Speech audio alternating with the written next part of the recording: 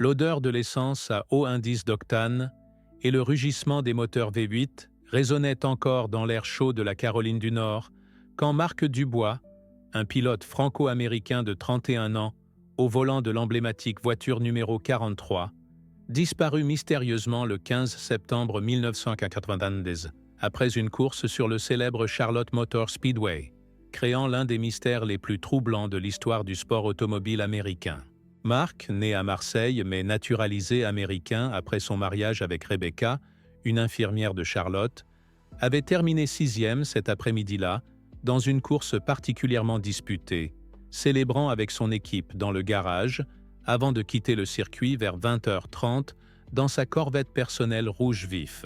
promettant à sa femme qu'il serait rentré avant 22h pour regarder ensemble les dernières analyses de la course. Les derniers témoins l'avaient vu saluer joyeusement ses mécaniciens,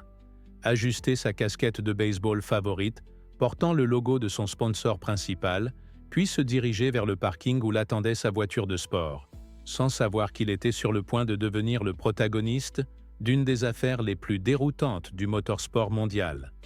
D'où nous lisez-vous? Partagez votre ville et votre pays dans les commentaires avant de continuer cette histoire. Son équipe de mécanos se souviendrait à jamais de l'avoir vu s'éloigner, les feux arrière clignotant dans l'obscurité grandissante du parking, tandis que Rebecca l'attendait à la maison en préparant son plat français préféré, coq au vin,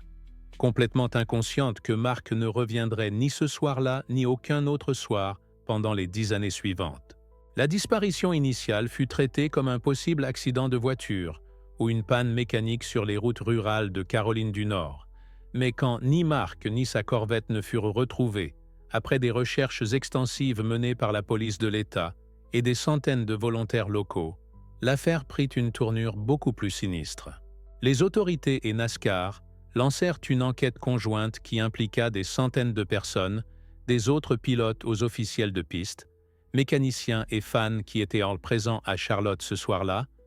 mais personne n'avait rien vu de suspect ou d'inhabituel dans les mouvements de Marc après la course. 10 ans plus tard, la découverte de sa Corvette rouge dans un endroit totalement inattendu révélerait des secrets qui ébranleraient les fondements du monde NASCAR et exposerait une vérité bien plus sombre que quiconque avait pu l'imaginer concernant la disparition du conducteur de la voiture 43. L'enquête initiale dirigée par l'inspecteur principal Robert Carter de la police de Caroline du Nord révéla que Marc Dubois était l'un des pilotes les plus respectés et appréciés du circuit NASCAR, sans ennemis connus ni problèmes financiers, qui auraient pu expliquer une disparition volontaire ou motiver un acte criminel contre lui. L'analyse de ses finances personnelles montra que Marc avait une situation économique stable grâce à ses contrats de sponsoring avec STP et d'autres sponsors secondaires, ainsi qu'aux gains de ses courses, qu'il avait positionné comme l'un des pilotes les plus prometteurs de sa génération en NASCAR. Les enquêteurs interviewèrent tous les membres de son équipe de stand, y compris son chef mécanicien Jim Robertson, qui décrivit Marc comme un perfectionniste obsédé par sa voiture et entièrement dédié à l'amélioration de ses performances sur piste, sans aucun comportement étrange ou préoccupations personnelles apparentes. L'examen minutieux de sa vie privée révéla un mariage solide avec Rebecca, avec qui il était marié depuis 4 ans,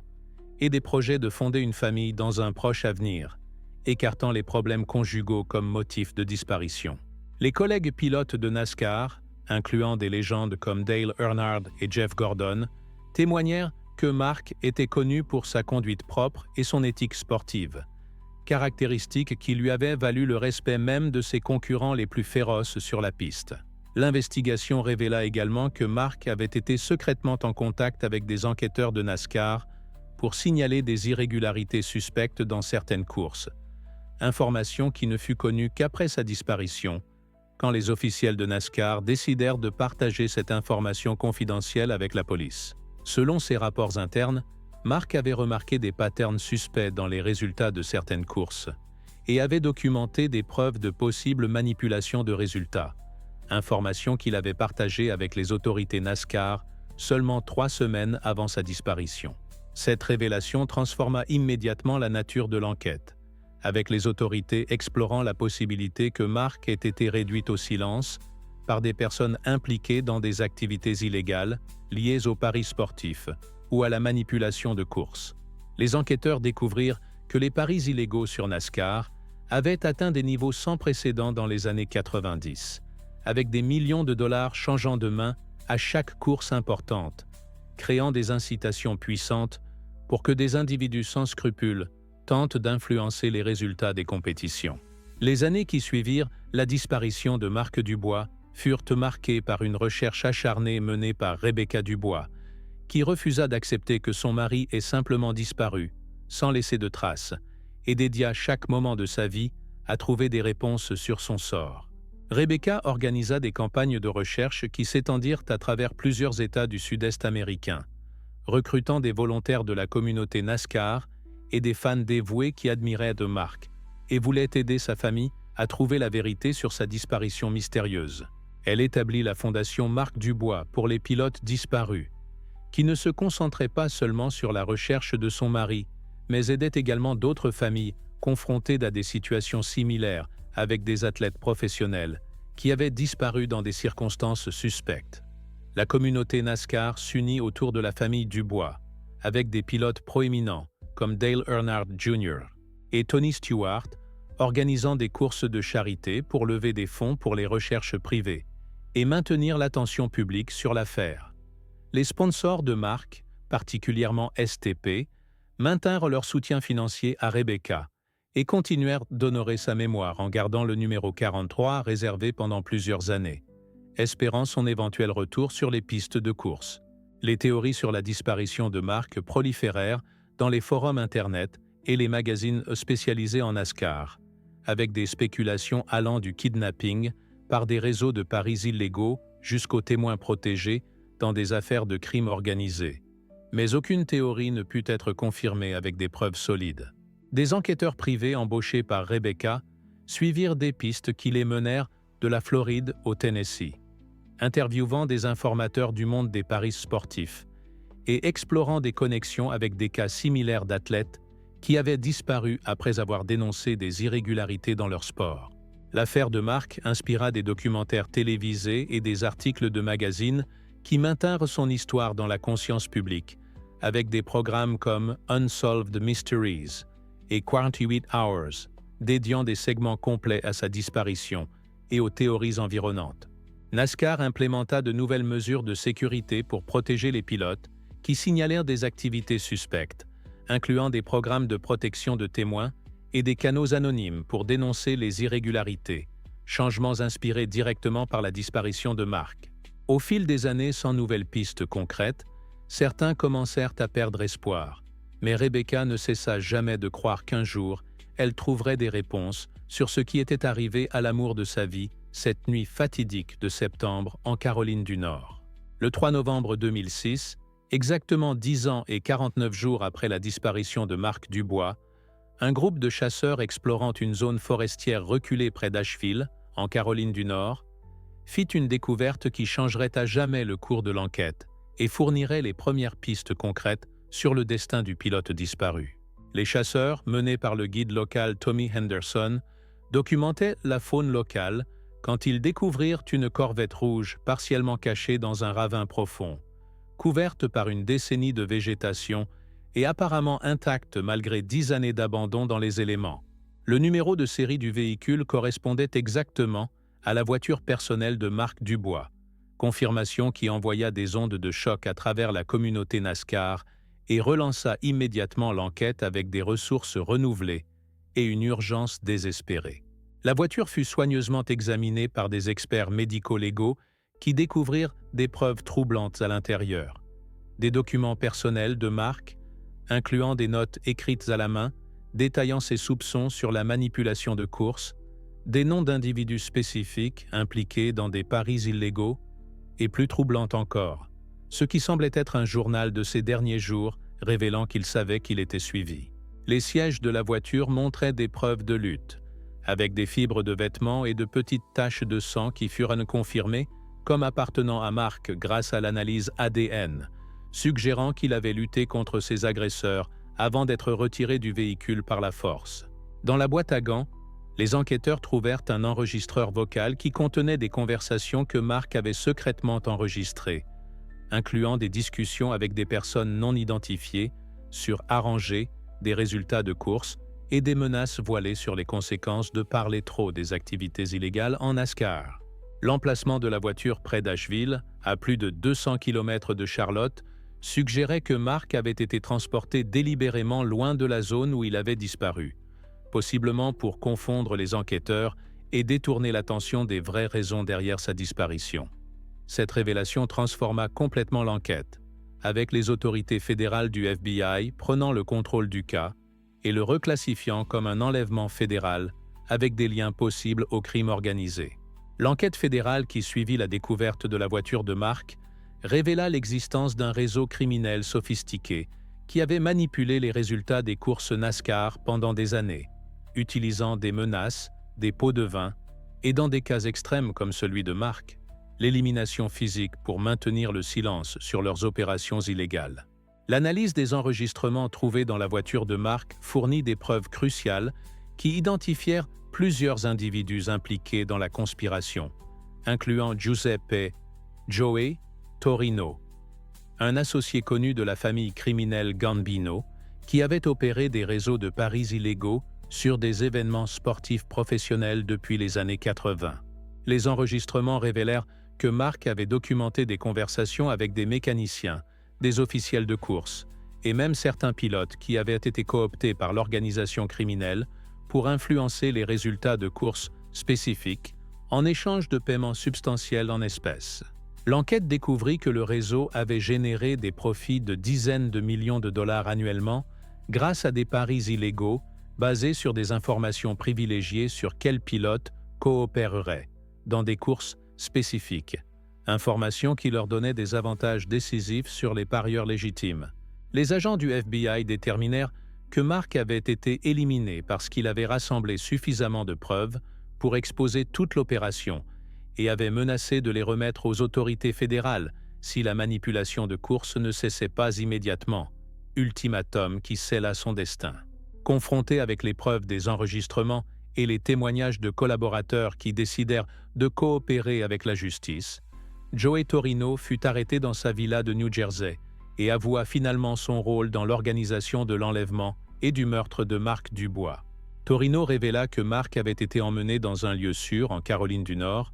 où il fut interrogé sur quelles informations il avait partagées avec NASCAR et les autorités, avant d'être assassiné quand il refusa de coopérer avec les criminels et menaça d'exposer plus de détails sur leurs opérations s'il n'était pas libéré immédiatement. Le corps de Mark ne fut jamais récupéré, Torino affirmant qu'il avait été disposé de manière à ne jamais être trouvé, bien qu'il refusât de fournir des détails spécifiques sur l'emplacement, emportant ce secret dans sa condamnation éventuelle à la prison à vie. Le procès de Giuseppe Torino et de ses associés devint l'un des cas criminels les plus proéminents de l'histoire du sport professionnel américain, exposant la corruption systématique qui avait infecté NASCAR pendant des années et menant à des réformes fondamentales dans la supervision et la sécurité du sport automobile professionnel. Torino fut accusé de meurtre au premier degré, racket, manipulation d'événements sportifs et direction d'une entreprise criminelle continue, tandis que ses complices faisaient face à des accusations allant de la complicité de meurtre jusqu'à la corruption et au blanchiment d'argent. Le ministère public fédéral, dirigé par la procureure générale adjointe Sarah Williams, présenta des preuves accablantes qui incluaient les enregistrements de Mark, les témoignages de plus de 30 témoins coopérateurs et des registres financiers qui montraient le flux de millions de dollars à travers des comptes offshore contrôlés par l'organisation criminelle. Le témoignage de Rebecca Dubois fut le moment le plus émouvant du procès, quand elle décrivit 10 années d'incertitude agonisante, la destruction de sa vie personnelle et son admiration posthume pour le courage de Mark d'avoir risqué sa vie pour exposer la corruption qui détruisait l'intégrité de son sport bien-aimé. Les témoignages de pilotes NASCAR, qui avaient été contraints de participer à la manipulation de courses, révélèrent l'étendue du contrôle que l'organisation criminelle avait exercé sur le sport,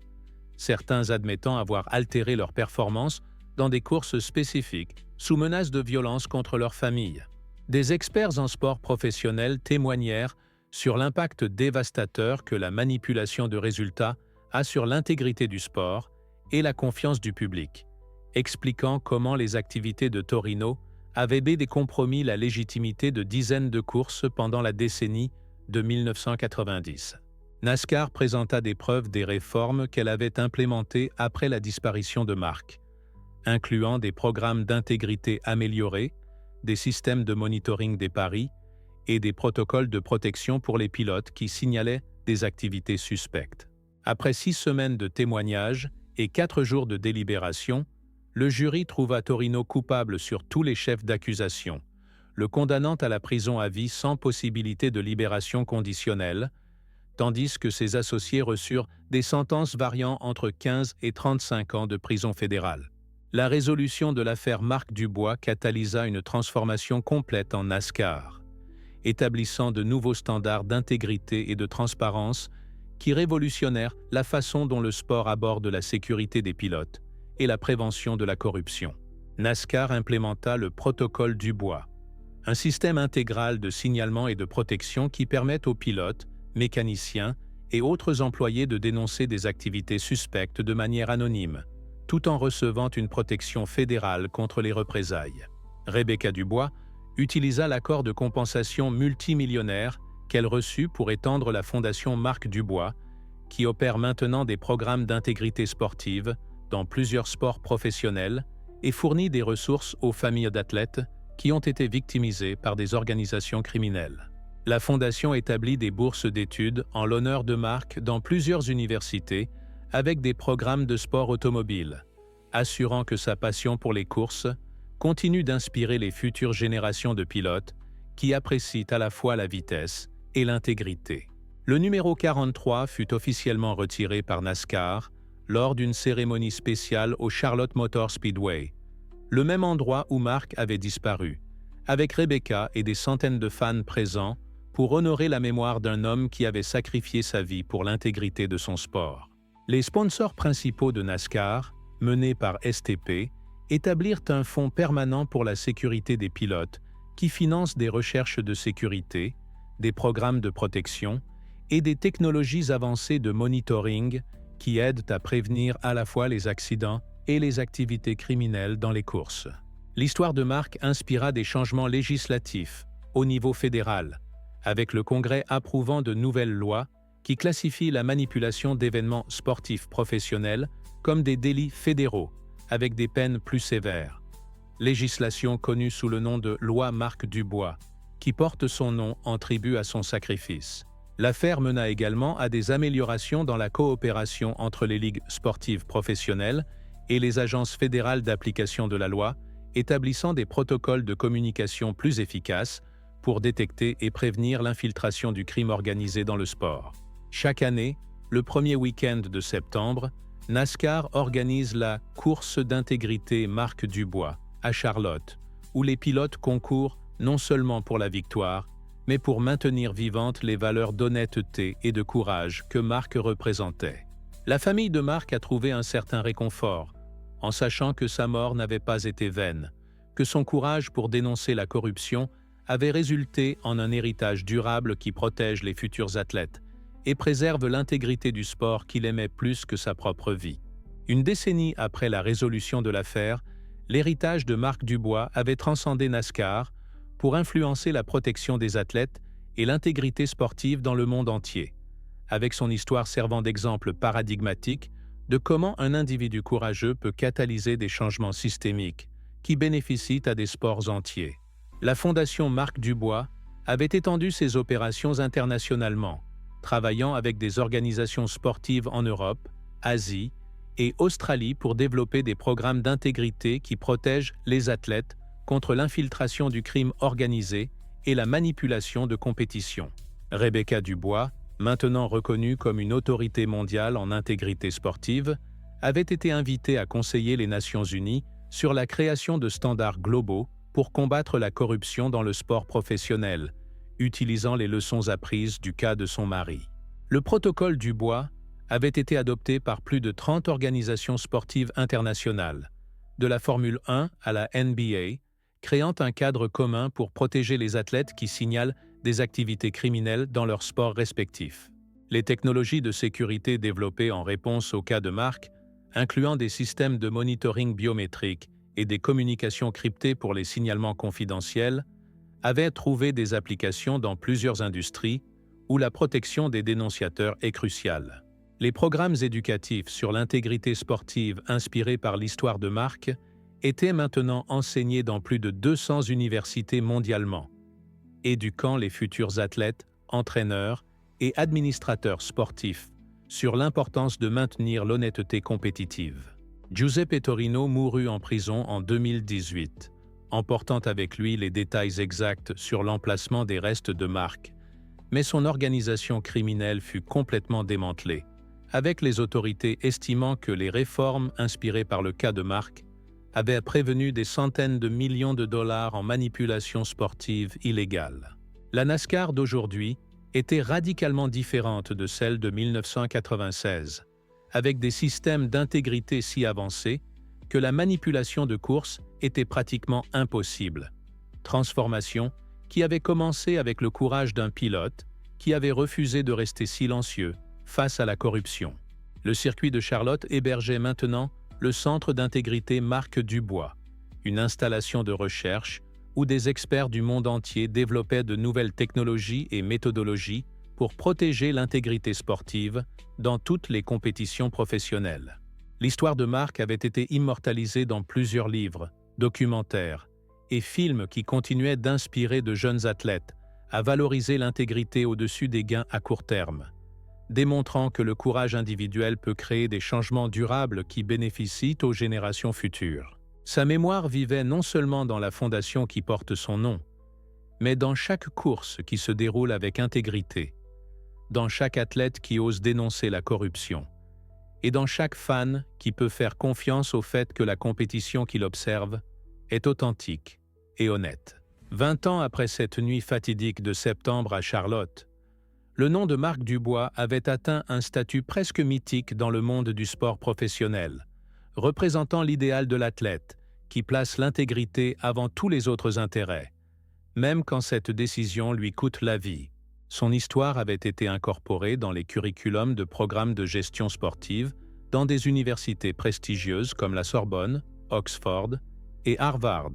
où les étudiants apprenaient l'éthique sportive et la responsabilité morale de protéger l'intégrité compétitive. La Fondation Marc Dubois avait établi le Réseau global d'intégrité sportive, une coalition de plus de 100 organisations sportives qui partagent des informations sur les menaces, développent les meilleures pratiques et coordonnent des réponses aux incidents de corruption qui pourraient affecter plusieurs sports simultanément. Rebecca Dubois, maintenant dans la soixantaine, continuait de voyager mondialement comme ambassadrice d'intégrité sportive, partageant l'histoire de Marc avec de nouvelles générations d'athlètes et d'administrateurs qui n'avaient jamais connu le monde avant les réformes que sa mort avait inspirées. Les systèmes de protection d'athlètes développés en réponse au cas de Marc avaient été crédités de sauver les vies de plus de 50 sportifs qui avaient dénoncé des activités criminelles dans leurs sports respectifs, du football américain universitaire au tennis professionnel international. Les innovations technologiques financées par la Fondation, incluant des applications mobiles sécurisées pour les signalements anonymes et des systèmes d'intelligence artificielle qui détectent des patterns suspects dans la performance athlétique, avaient révolutionné la façon dont les organisations sportives monitent et protègent l'intégrité compétitive. L'héritage de Marc s'étendait même aux sports qui n'existaient pas en 1996, avec les compétitions des sports et les sports extrêmes, adoptant des protocoles d'intégrité basés sur les principes établis en réponse à son cas. Le temple de la renommée de NASCAR avait créé une catégorie spéciale pour honorer les individus qui avaient fait des sacrifices extraordinaires pour l'intégrité du sport, avec Marc Dubois comme le premier et plus proéminent intronisé dans cette catégorie d'honneur. Son histoire avait inspiré une législation dans plus de 15 pays qui renforce les protections pour les athlètes dénonciateurs et établit des peines plus sévères pour les organisations criminelles qui tentent de corrompre les compétitions sportives. Les fans de NASCAR de nouvelle génération, beaucoup nés après sa disparition, connaissaient son histoire à travers des expositions permanentes dans les musées de sport automobile et les centres de visiteurs dans les circuits de course principaux. L'impact culturel de Marc transcendait le sport, avec son histoire étant citée dans les débats sur l'éthique d'entreprise, la protection des dénonciateurs et la responsabilité morale des individus, de parler contre la corruption même quand ils font face à des risques personnels significatifs. Aujourd'hui, plus de 2 décennies après que Marc Dubois ait conduit la voiture numéro 43 pour la dernière fois à Charlotte, son esprit d'intégrité et de courage continue de protéger des athlètes autour du monde et d'assurer que des millions de fans peuvent profiter de compétitions sportives authentiques et honnêtes. Le centre d'intégrité Marc Dubois à Charlotte avait grandi pour devenir l'installation de recherche d'intégrité sportive la plus avancée du monde, où des scientifiques et des experts en sécurité développent des technologies qui sont utilisées par des organisations sportives dans plus de 80 pays pour détecter et prévenir la corruption. Rebecca Dubois, maintenant grand-mère de 3 petits-enfants qui portent le nom de Marc en son honneur, avait vu sa fondation grandir pour devenir une organisation avec un budget annuel de plus de 50 millions d'euros qui emploie des centaines de spécialistes en intégrité sportive autour du monde. Le protocole Dubois avait évolué pour devenir le standard international doré pour la protection des athlètes dénonciateurs, étant adopté officiellement par le Comité olympique international et utilisé dans tous les Jeux olympiques depuis 2016. Sa voiture numéro 43 était exposée de manière permanente au temple de la renommée de NASCAR à Charlotte,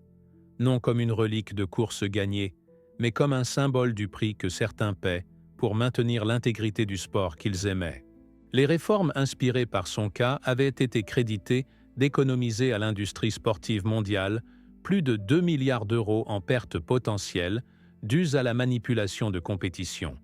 tout en préservant la confiance de centaines de millions de fans dans l'authenticité de leur sport favori. Giuseppe Torino et son organisation criminelle étaient devenus des symboles d'une ère passée de corruption sportive,